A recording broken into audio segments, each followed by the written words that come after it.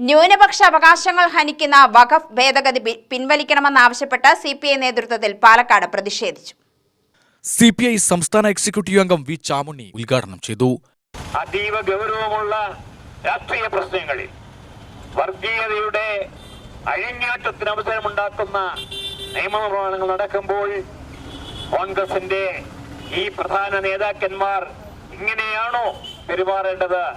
മതേതര പാർട്ടിയായ ഇന്ത്യയിലെ പ്രധാന പാർട്ടിയായ ഏറ്റവും പാരമ്പര്യമുള്ള കോൺഗ്രസ് പാർട്ടിയുടെ ഈ അധപ്പതനവും നാം നേരിടുന്ന മറ്റൊരു പ്രശ്നമാണ്.